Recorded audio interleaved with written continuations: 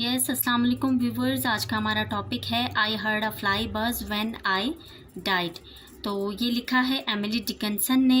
So we are going to do the textual analysis के एक एक वर्ड को टेक्सचुअली एनालाइज करेंगे कि किस तरह से राइटर ने डिस्क्राइब किया है उस वर्ड को। डिस्क्रिप्टिव वे में उन वर्ड्स का क्या मतलब होगा। So let's start the video. The near and dear one present they have finished crying. अब वो ये बता रही हैं क्योंकि वो डेथ बेड पे थी, तो वो ये सारा कुछ डिस्क्राइब कर रही हैं कि जो उनके नियरर थे, डियरर थे, उनके रिलेटिव्स एंड फ्रेंड्स थे, वो सब उनके डेथ बेड पे थे और वो अपनी क्राइंग को जो वो रो रहे थे वो फिनिश कर चुके थे, वो रो चुके थे उसके लिए। Poet's describe it like this. Poet's ने इसे इस तरह से डिस्क्राइब किया है एक लाइन में, द आइज अराउंड हैड रंग देन ड्राई। अब वो ये बता रही हैं कि पहले उनके आइज़ जो है ना फुल टीयरी थे, वो रो रहे थे, उनके जो फ्रेंड्स थे, फैमिली थी, उनके रिलेटिव्स थे, कुछ देर बाद वो ड्राई हो गए। फुल टीयरी थे, उसके बाद कुछ देर बाद वो ड्राई हो गए। क्यों ड्राई हो गए? क्योंकि वो खुद वेट कर रहे थे उसकी लास्ट ब्रेथ का।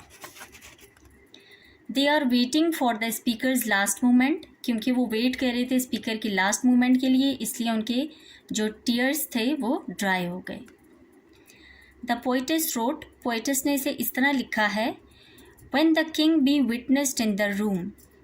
अब देखें, जो पोइटस है अपनी लास्ट मोमेंट्स में थी, she was dying that time, but वो इस चीज़ को बहुत अच्छे से बयान कर रही हैं। वो इसे एक रिथलेस वे में या ब्रुटल वे में बयान नहीं कर रही हैं कि अनमर्सीफुल था या इस टाइप का था। वो इसे भी मर्सी के उसमें रिप्रेजेंट कर रही हैं अपने डेथ बेड को। अब जो उनकी रूह को, उनकी सोल को कॉट करने आया था, उसे वो किंग बता रही हैं, एज अ किंग रिप्रेजेंट कर रही हैं।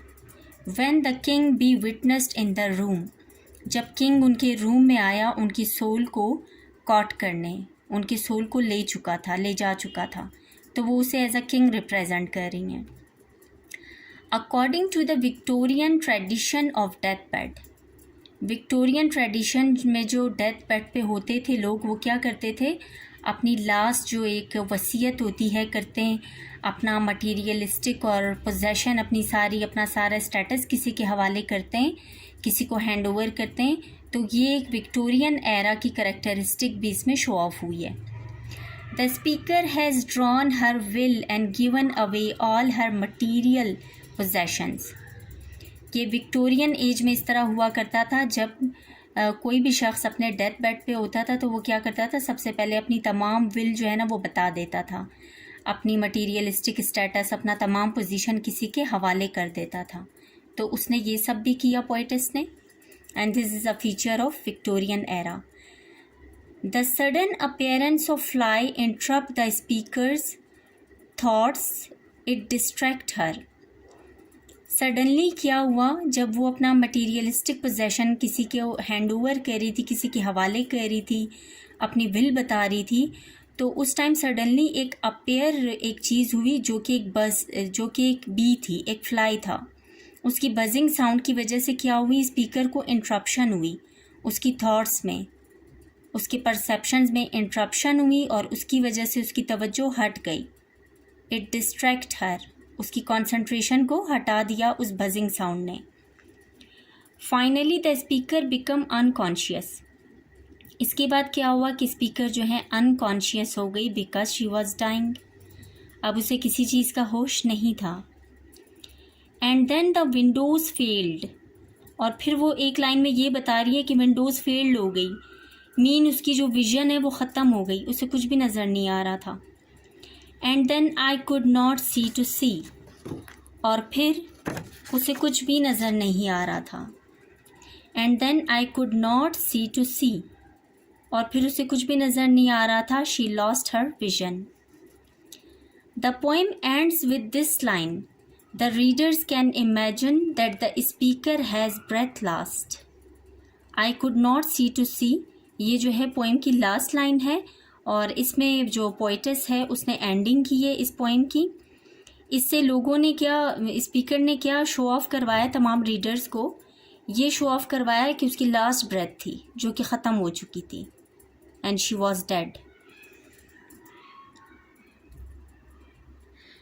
The speaker is about to die but that fly is buzzing around. Speaker जो है बिल्कुल मरने के टाइम पे थी, एंडिंग के टाइम पे थी, और ये जो फ्लाई है ये बजिंग कर रही थी अराउंड हर, और वो इसकी बजिंग को एब्जॉर्ब कर रही थी। It might also see as helplessness of the living beings in the last moment of life. अब देखें इसमें जो इनसिग्निफिकेंट पॉइंट जैसा मैंने आपको कहा था वो यही है कि उन्होंने हेल्पलेसनेस को भी शो ऑफ किया है। एक हेल्पलेसनेस उन्होंने शो ऑफ की है ह्यूमन बीइंग्स ही, कि वो जब लास्ट मोमेंट्स होते हैं हाउ दे बिकेम हेल्पलेस, कि वो कुछ भी नहीं कर सकते। इवन कि वो अपनी सराउंडिंग में सब कुछ सुन रहे होते हैं, एब्जॉर्ब कर रहे होते हैं, तब भी समझ रहे होते हैं, लेकिन वो कुछ कर नहीं पाते।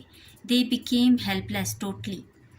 सो video has been finished viewers. अगर आप लोगों को वीडियो पसंद आई है तो लाइक करें वीडियो को प्लीज़, और कमेंट ज़रूर किया करें। Thank you so much.